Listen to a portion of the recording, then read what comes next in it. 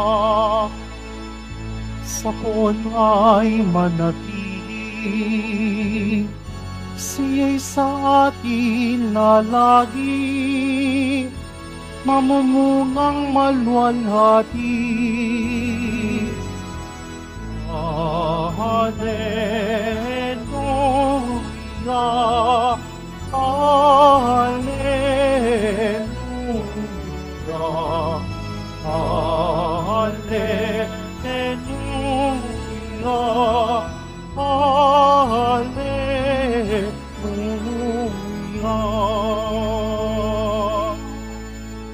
Sumainyo ang Panginoon. At sumaiyo rin. Ang mabuting balita ng Panginoon ayon kay San Mateo. Papuri sa iyo, Panginoon. Noong panahong iyon, sinabi ni Jesus sa kaniyang mga alagad, "Mag-ingat kayo sa mga bulaang propeta.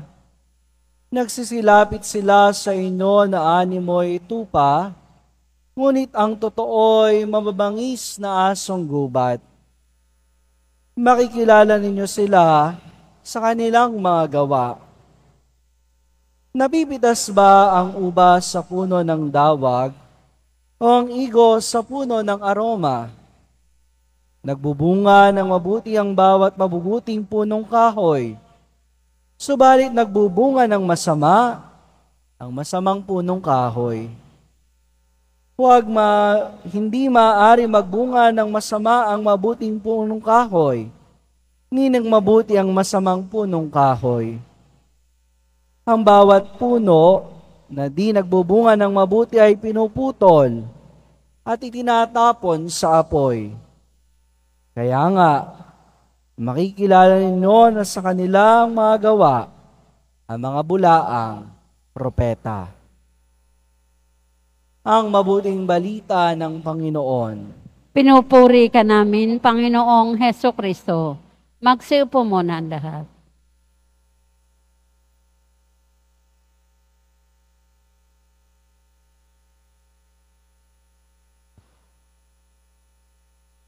Magandang umaga po sa inyong lahat.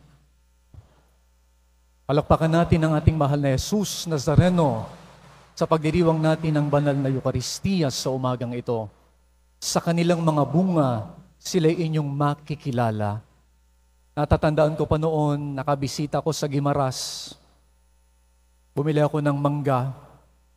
Pagkatapos kumain ko ng mangga, sabi ko dun sa tindera, "Ang sarap naman ng mangga nyo dito." Sabi sa akin ng tindera, "Opo, Father, kasi po, yung mga puno namin, alagang-alaga namin." Yun palang sikreto. Pag-aalaga upang mamunga ng sagana.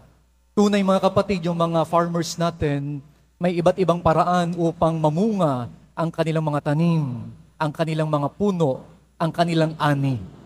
Nandyan ang pag-aalaga ng linis sa mga halaman, pag-aalaga ng dilig sa kanilang mga tanim, at paglalagay ng mga abono o pataba upang ito'y mamunga ng sagana. Hindi ito nalalayo sa buhay natin bilang mga Kristiyano. Sa mga pagkakataon na nililinis din tayo ng biyaya ng Diyos. Nililinis tayo ng mga aral ni Kristo sa araw-araw kapag tayo dumaldalo ng banal na misa sa salita ng Diyos, sa kanyang mga aral, sa kanyang mga paalaala at gabay sa atin. Nililinis tayo ng patnubay ng salita ng Diyos. Ikalawa, ganun din, sa pamamagitan ng mga sakramentong tinatanggap natin, dinidilig tayo ng mga biyaya ng Diyos upang tayo lumakas sa araw-araw at mapaglabanan natin ang ating mga kainaan. Katulad po ng halaman o ng puno, minsan may kalaban yan, mga peste. Sa buhay spiritual natin, may mga peste din. Ang kasalanan na kumakain at nagdadala sa atin sa bitag ng kaaway. Kaya nga sa biyaya ng Diyos, binibigyan niya tayo ng mga regalo upang mapaglabanan natin ang mga bagay na ito. At ikatlo, yung katulad din ng pataba, ang abono, binibigyan tayo ng Diyos ng kanyang yakap na pag-ibig, awa at pagpapatawad. a true devotee of the Black Nazarene lives in integrity. Ang tunay na deboto ni Jesus nabubuhay ng totoo, hindi mapagkunwari. Yan po yung pinakang mensahe sa atin at buod ng ating ebanghelyo.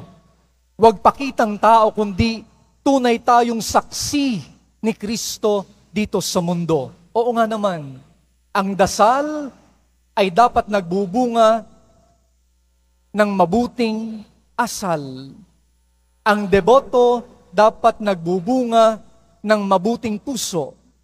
Ang Katoliko dapat nagbubunga bilang kawangis ni Kristo. Alam natin na sa araw-araw nandyan yung kahinaan natin, pero maawain at mapagpala ang Diyos sa atin. Kung kaya nga patuloy tayong nagpapakumbaba, kung gusto mong malinis ang sarili mo, we have to humble ourselves before God upang malinis tayo ng Diyos. Upang tayo diligin at lagyan ng mga pataba ng Panginoon, we have to open our hearts to God upang makapasok sa atin at manuot sa buhay natin ang aral ni Kristo at ito'y maisabuhay natin sa araw-araw nating ginagawa. May kasabihan nga po, don't tell me you love me, show me that you love me. Hindi lamang natin sinasabing mahal natin ng Diyos, kundi ipinakikita natin ito sa gawa, sa pamamagitan ng pagmamahalan natin sa bawat isa. Yung napakasimpleng pagtrato natin sa maliliit nating kapatid. Yung napakasimpleng pagharap mo kung sino man ang nasa harapan mo. Pagrespeto at paggalang sa dignidad ng ating kapwa-tao. Ito'y pagpapakita ng ating pag-ibig at pagmamahal kay Kristo.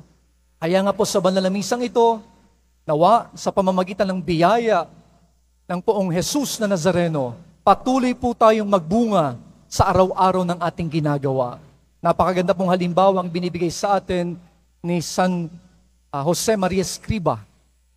Isang santo na kung saan kahit na sa pangkaraniwan at ordinaryong trabaho na ginagawa ng tao, pwede tayong maging mabuti at pwede tayong maging banal. Tunay nga, sa kanilang mga bunga, sila'y inyong makikilala. Amen.